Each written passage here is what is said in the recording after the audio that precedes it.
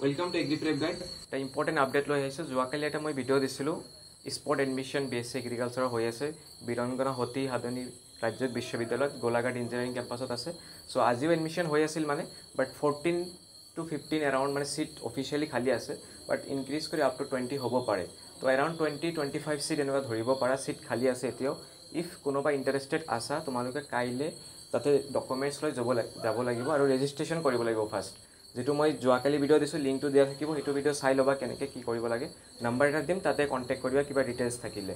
If কোনোবা interested আছে যোৱা, কাৰণ এইতকৈ যদি HFCত লোৱা তাতকৈ বেটাৰ হ'ব। তাত পইচাও কম আছে তোমাৰ, লাইক 40,000 পাৰ ছেমিষ্টাৰ। তো 8টা ছেমিষ্টাৰ হ'লে তোমাৰ 3-4 লাখ এৰাউণ্ডত হৈ যাব।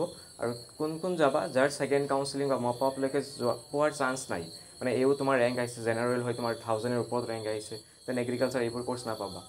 আৰু তোমাৰ SC ST যদি আহিছে 3500 ওপৰত ৰেংক আছে, দেন তোমালোকে যাব পাৰা। এটা ভাল এটা অপৰচুনিটি আছে কিছুমান উইদাউট এক্সাম, জাষ্ট ক্লাছ 12ৰ পাৰ্চেণ্ট দি। এলিজিবিলিটি ক্ৰাইটেৰিয়া মই কৈ দিছিলোঁ, বাট আকৌ কৈ দিছোঁ। এলিজিবিলিটি জাষ্ট ক্লাছ 12ৰ তোমাৰ যদি 60% আপ আছে বা 55 হ'লেও হ'ব। PCBৰ যদি এভাৰেজ 55 সেইটোও কনচিডাৰ কৰিব।